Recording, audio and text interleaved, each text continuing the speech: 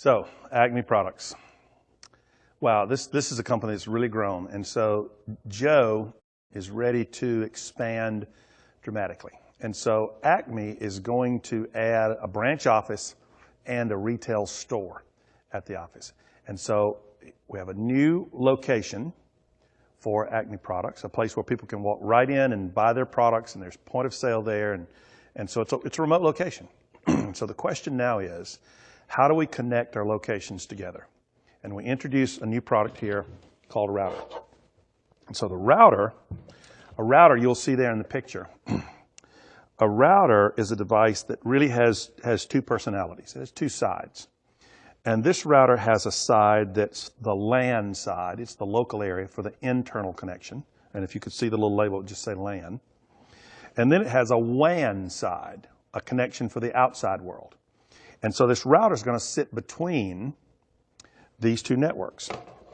And so what we're going to do is we're going to connect our router up to our layer 3 switch on the LAN side. So I'm going to connect my LAN connection over to my layer 3 switch. There we go. And now I'm ready to connect my network to the outside world. And how do I do that? I need a relationship with a wide area network provider. We call these guys carriers, perhaps, a carrier company. And so these carriers will provide the connection, the connectivity between my two businesses here, right? I'm not going to run Ethernet several miles or even copper or fiber. So I'm going to need a company that can provide me with that connectivity here. And so I'm going to use orange cable to represent my connections to the outside world. And so I've connected my router on the LAN side. Now I'm ready to connect my router on the WAN side. So I plug that in, and this will go off out to now the outside world. Routers. We probably already know what routers do. We've talked around them long enough. Now it's time to actually just get them into the network. And so network routers connect networks together. We should already know that. They connect networks together. And in this case, they're connecting my internal network to my external network. My internal network being my local area network inside the building of Acme, and the outside network being the one in the outside world. And so that's what the router's job is, to connect those two networks together. Routers route packets to their final destination. We get that. And they're only interested really in the IP address. It forwards packets based on the IP address, which means that a router is by function a layer 3 device. Now, let's talk for a minute about this outside world and who we're getting this outside service from. These are services that are provided by a carrier companies, or it might be someone called an ISP, Internet Service Provider. An ISP is really sort of a subcarrier. The ISP is providing you, the end user, connectivity, but they're probably buying connections from the primary carrier company themselves. Now, for small to medium businesses, very small companies, a lot of those kinds of companies may use a connection called a DSL, or maybe a cable connection. Same kind of connection you might buy at your home. You're just connecting your house network to the internet. You might buy it based on who the carrier is, you'll get DSL or cable. Very good for small businesses. But for a larger business, the traditional way to connect a network to the outside world is with something called a T1. And in Europe it's called an E1. And this T1 connection they were primarily used in the earlier days just for voice communications, and you could put multiple voice communications. Literally, it was nothing more than two pairs of wires that came into the building, copper wire. And so the T1 connection, they used a technology called TDM, time division multiplexing. And it was a way to sort of slice the time frame up and get multiple voice conversations on the same copper wires. That's the traditional way. Now, as companies began to expand their wide area networks, and they wanted to be able to move data very reliably and very fast over wide area networks, these carrier companies came to us with various options. Frame relay was a very popular one. Now just look at the name, frame. It's talking about packets of data, right? It's moving frames of data around. It's relaying frames from one point to another, frame relay. There was another very popular one called ISDN. There was a slow version and a fast version. There was one called ATM, asynchronous transfer mode. All of these built up ultimately to something called MPLS. multi-protocol something or other. And so MPLS for a long time has been a very popular wide area data connectivity method. It was a way to move packets of data reliably over a long distance. Now, that was primarily in the era of copper. And so for 100 years, people have been burying copper under the streets, under the roads, from building to building, city to city, even country to country, across the oceans even. And so we put a lot of copper out there. Now, in the last decade or so, what we began to do was to put fiber down because we saw the need for speed. The internet really blossomed out, and the whole .com era created an opportunity for us to really be able to have a need for very high speed wide area networks. And so a lot of fiber has been laid in the ground. And so as a result now, these days, the days where we're living in right now, 2014, it's become very common to be able to bring fiber, not just copper, but fiber right into a building, right into the end user's business. And we now have a product called Metro Ethernet, Metro E, as you'll hear it termed. Metro E now is exactly what it sounds. First of all, you get a very fast, very reliable connection out to the outside world, but you don't get it with some mysterious protocol. What you get is Ethernet. Pretty cool. You get Ethernet either at layer 3 or even at layer 2. And so Metro E is very, very popular these days. Now, I mentioned all these various types of connections on the WAN side of the router because you have to know that on the LAN side, it's always Ethernet. Always Ethernet, I can trust on what's this side. But on the WAN side of the router, it's going to vary. And so this router happens to be labeled T1E1 right here, which means that I can only plug a T1 in right here. If I'm going to have a network that's MPLS or a frame relay, I've got to configure the router very appropriately. And so what some routers use is a modular system. Whereas the router, I buy the router and then I plug in the module that is particular for that particular connection that I'm going to buy from my carrier. And so for MPLS, I buy the MPLS module. For Metro E, I buy the Metro E router, module, and I plug it into the router, and now I have the appropriate connection for my wide area connectivity. Now, here's just a list of some of those carriers for you. If you're just wondering who those guys are, you'll see immediately here names that you recognize. 2 or 3 for Europe, 2 or 3 for North America, 2 or 3 for Latin America. These are just sort of the big 2 or 3. You'll see some there, like Level 3 and AT&T, that are international. Those are carriers both in Europe and in North America. Just some examples of who those big carriers are. Now, one more thing. I mentioned a minute ago where that fiber optic comes into the building. You don't just plug the fiber directly into your router. There's actually another piece of equipment here that we don't provide. It's provided by the carrier, and we just will call it generically network termination equipment. So the NTE, remember it's from their perspective, so they get to name it. The NTE, network termination equipment, is where their network terminates and where our network begins. And so where those two things connect, it's going to be a little box we'll call an NTE. Now, so you'll know the equipment on their side is NTE.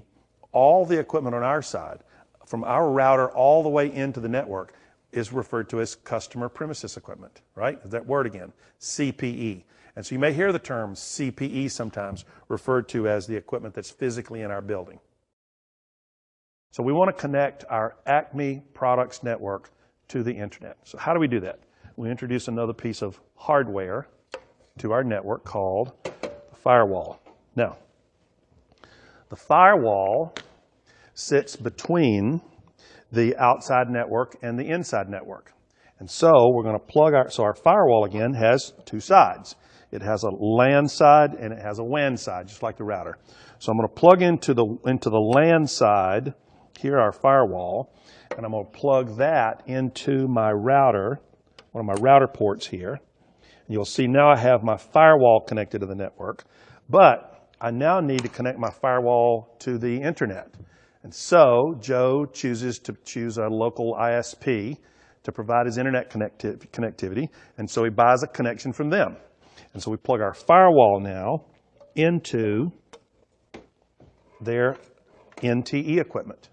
And we have a connection now to the public internet through the firewall. What a firewall does. A firewall, very simply, probably have seen and understand these things, it's a pretty straightforward device, but it sits between the trusted network, that's Acme, and the untrusted network, that's the internet, right?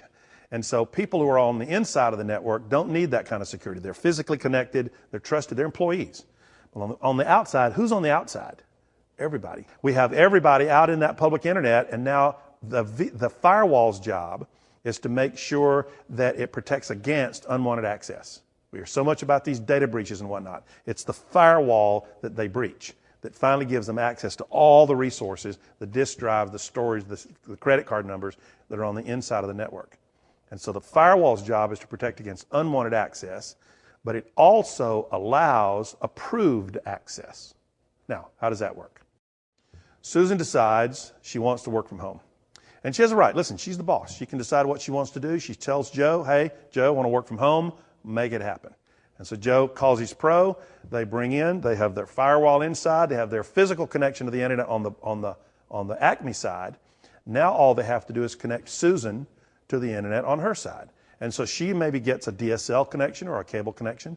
They bring their little network termination equipment in. We get a small office, home office version of our same firewall, and we plug it in at Susan's house into her computer.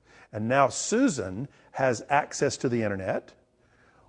Acme has access to the internet, and through the internet, they're connected through a public network, not a private network. Now, the other cloud you see there is a private network, whereas the public internet is a public network.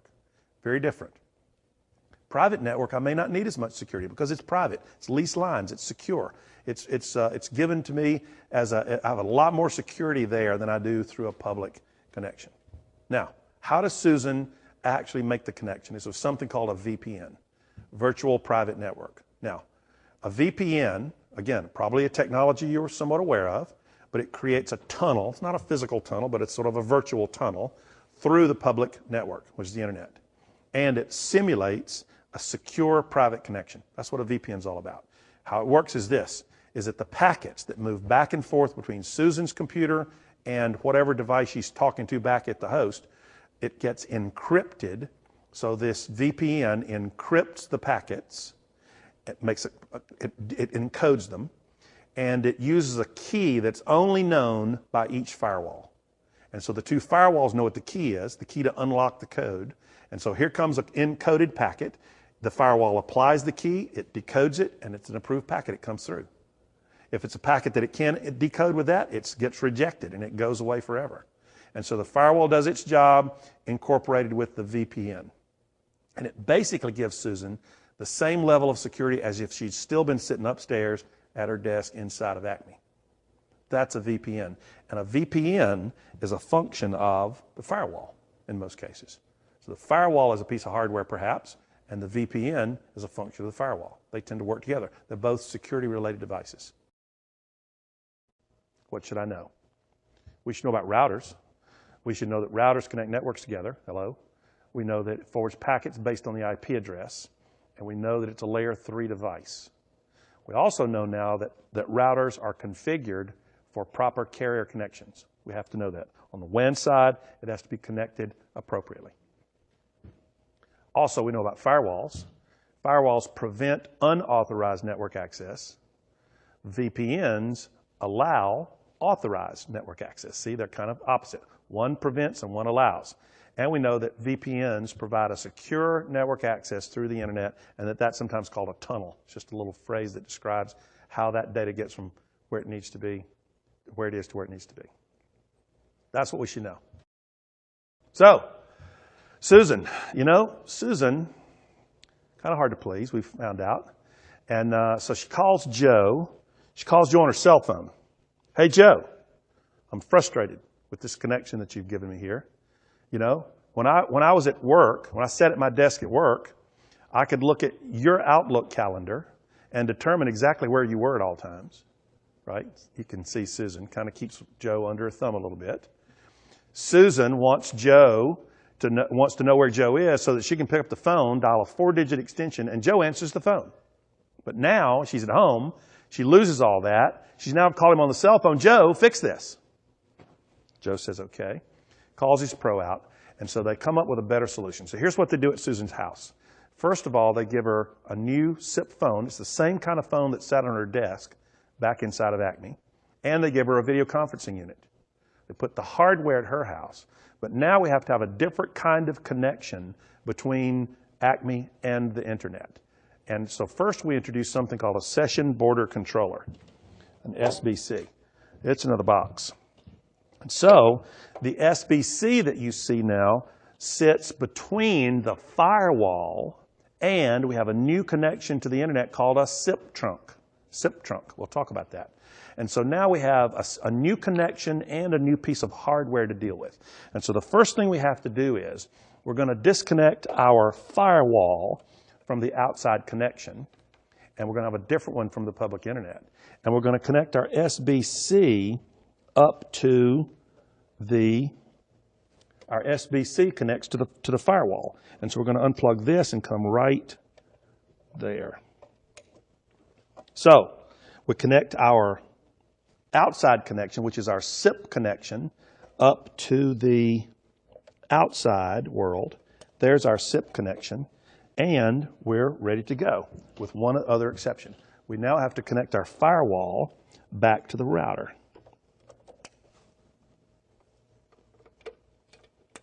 So from the outside internet through the SIP trunk, which is a different service than we had before, we have through the SBC, through the firewall, back to the router. So first of all, let's learn something about this SIP trunk. SIP stands for Session Initiation Protocol. It's a very common set of rules. It's a newer protocol, primarily for unified communications. And so a SIP trunk is an IP connection specifically for voice and video. And that's what we're doing for Susan down there. We've given her an IP phone connection at her house and an IP video connection at her house. And if we're going to do that, we have to give her now an IP connection back to the host and back to the Acme network. And so we do that with a session border controller. The SIP trunk is an IP connection for voice and video, and another thing that the SIP trunk does for us is it gives Susan back that presence notification. Whereas before she could look at Joe's Outlook calendar and see his presence, she can do that now again from her remote Outlook calendar. And it gives her presence. It lets Joe know exactly what her schedule is, whether she's available or not, whether she can take a phone call or not. It gives you other features. Very nice kind of a connection that's really based on unified communications. That's SIP. That's a SIP trunk. A session border controller is a piece of hardware that is primarily a firewall for voice and video. So we have a firewall for data. Now we have a firewall for our voice and video connection. It's very specific to that. And what it does is it ensures high performance, high quality, and high security for voice communications and video communications. And so it's very important, very important. And the last you to have is for voice communication to sound like that, right? You never want that to happen. And so our session border controller helps give us a very high quality SIP voice communication. And another thing that the SBC does, it makes SIP work. You know, SIP is a standard, but a manufacturer may take the basics of SIP and add a little extra flavor to it, a little extra gravy to it. And so that if you use their SIP phone on their SIP controller, then you get these extra benefits. But SIP is designed to allow brand X to work with brand Y. And when that happens, the SBC will normalize the SIP for you and make that possible. So, session border controller is an important concept here when we have highly secure and highly important voice communications coming in and out of a business. Now's the time to introduce a concept called quality of service. It's a great time for it. And so QoS is a function of switches and routers. And so a switch and a router either can provide QoS or it can't. It's a function. It's a feature. And so it's a function of switches and routers. It's applied at layers 2 and 3, QoS is. And what it does is that QoS gives priority to voice and video packets. I can explain all that now that you understand about packets and priority and other things. And so we now have, from Susan's computer, we have data packets. Let's say she's transmitting, she's sending up to the host the latest spreadsheet with all their sales info on it, the latest marketing info per customer. Big spreadsheet, very secret, very private, but here goes the data piece of that thing. And she's sending the data pieces, and the router now is taking them in. Here's data, here's data, here's data, here's data, passing them along based on IP address. But then along, she picks up the phone to call Joe, and now here comes voice packets. And so the router, who's QoS qualified, says, wait a minute, you data guys, stand aside. We're going to let the voice packets pass first. And it gives priority routing to voice and video packets. And so as long as there are voice and video packets coming through, it passes them along. No more voice, it says, okay, you data guys, come on. And it passes through the data packets. You may think, well, doesn't that hurt my data communication? Not at all. It's because all the data is going to get there. It's going to be all sequenced out. It's all numbered. Everything gets there. It puts it all back into position in just a few milliseconds. And that's okay for data. But if your voice communication gets broken up or is patchy or is splotchy or you have some jitter or other things going on, very unacceptable for voice. Very unacceptable for video communications. And so we implement quality of service at the routers and the switches, because the switch is what takes it actually out to the phone, out to the video conference unit. The switch is where it's connected. So both the router and the switch have to have quality of service, prioritization of voice and video implemented on there. It's basically, it just takes the voice packet, puts a little checkbox that says you're a voice packet. And so when that checkbox comes through, the router knows to give it priority. It really does improve voice over IP applications, quality of service. What should I know? Should know some things about QoS at this point. It gives priority to voice and video packets. It's a function of a router and a switch, and it's applied at layers 2 and 3, and it improves VoIP applications. An SBC is a firewall for voice and video. And it basically gives the same kind of security and quality issues around voice-type communications. And it normalizes SIP if that's something that you need to know. A SIP, here's some information about actual SIP. SIP manages communication sessions over an IP network. And so session initiation protocol. It sets up the session, manages while it's going on. Remember, we talked about the session layer of the OSI model.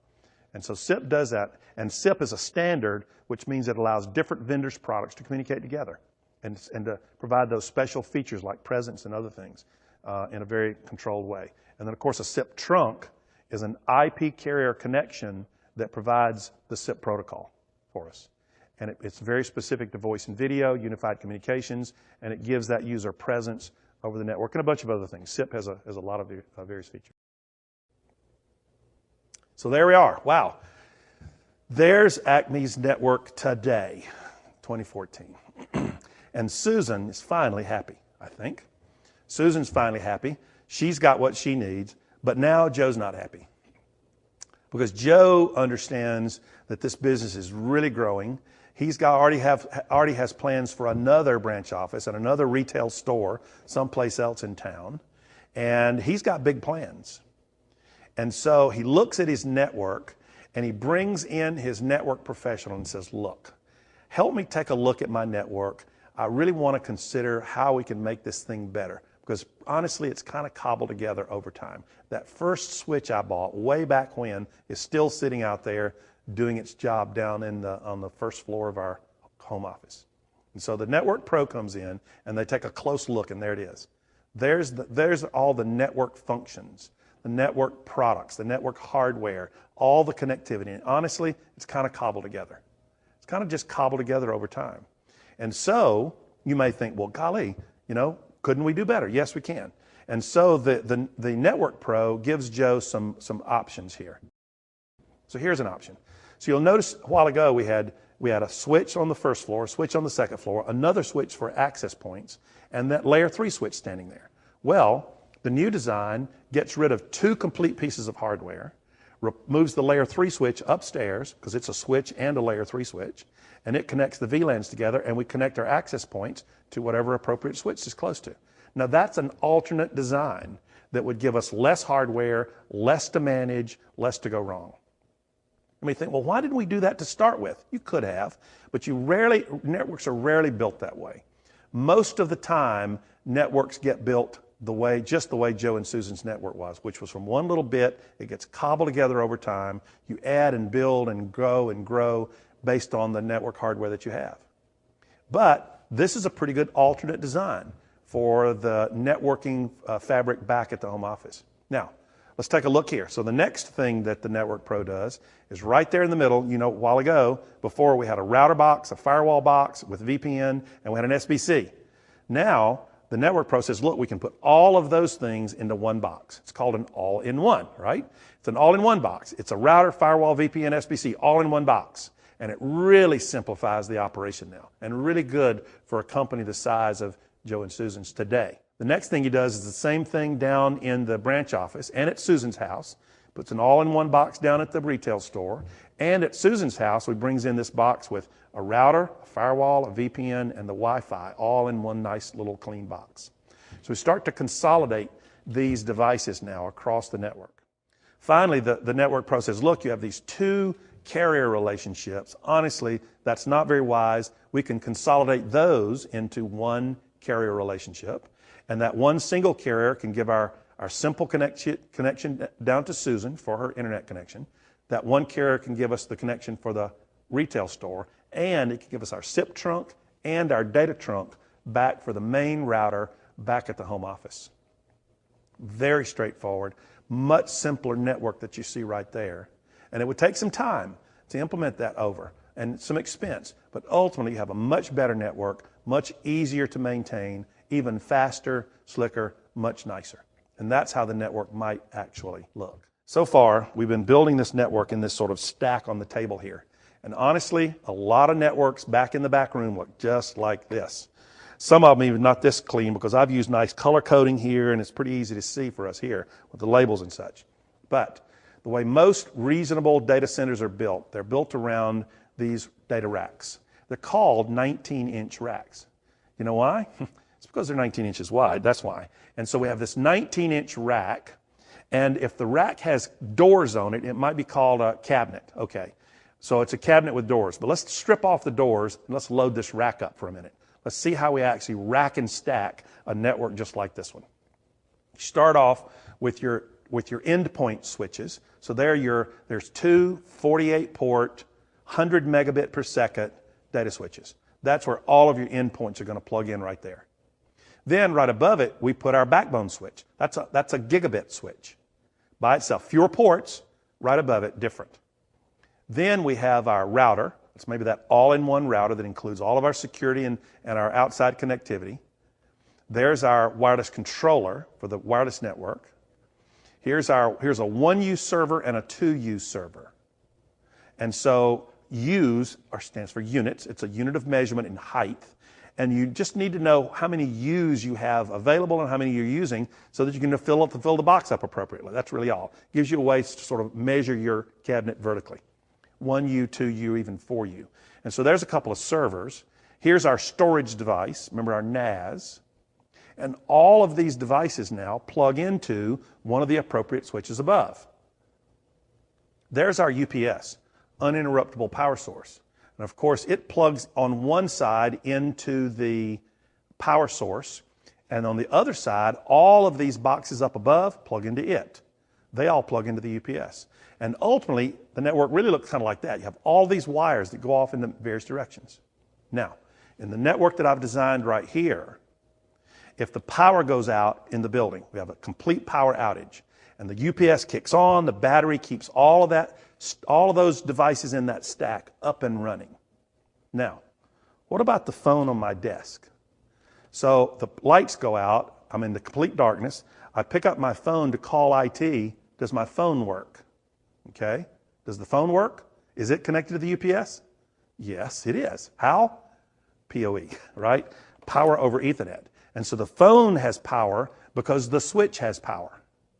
Very important, very critical to how this network works. And so that's our UPS.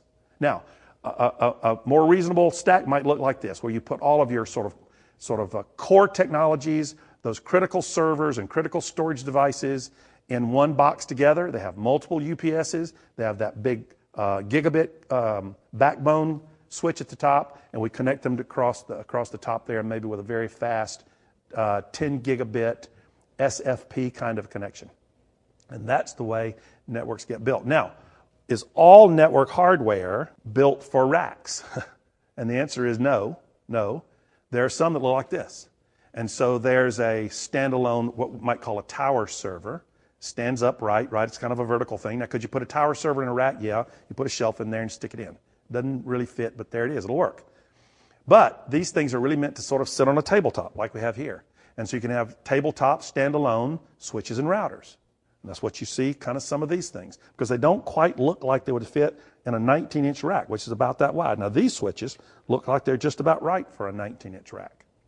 You can have a standalone UPS device that looks like that, sort of shorter and fatter. It sits on the floor, on a table somewhere, works just like the one that you plug into the rack. So you'll see we have rack versions of these hardware items, and we have standalone versions. Now, what if I wanted to put one of these devices into a rack? Any of these devices. What does it take? It takes a rack kit, right? A set of brackets. And without these brackets, these devices won't fit into the rack. And do the rack kit come with the device? No, it does not. You have to sell these things separately.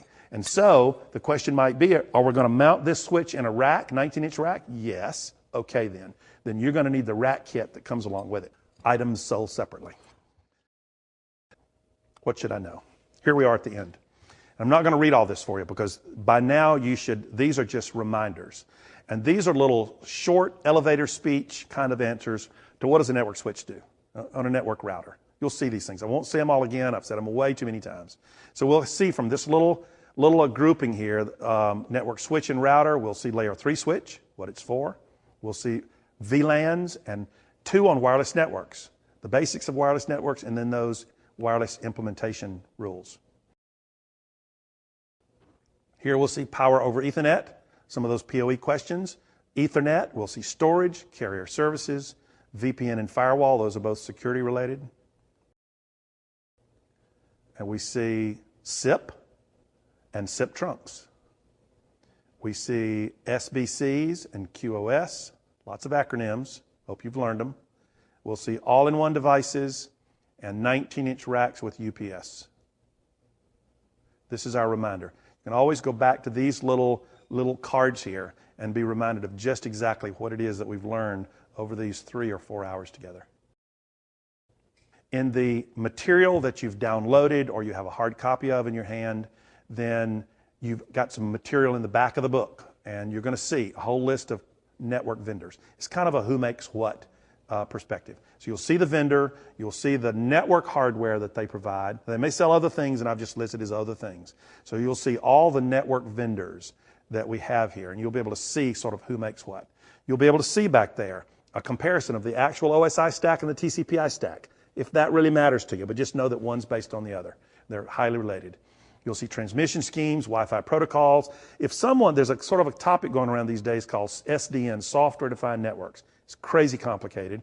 If someone asks you about it, you can go back and say, hey, in the back of the book, got a nice little short blurb back there, very simple, that talks about software-defined networks and something called shortest path bridging. I want to say thank you very much. I know that this has been a big commitment of several hours. And what I hope is that the network knowledge that we've gained over these past few hours together will help you tremendously and help you with a lot of confidence in selling network equipment in the channel, to be able to learn more from network vendors and ultimately have a much better and much more profitable IT channel relationship. So thanks very much. We appreciate your time and efforts.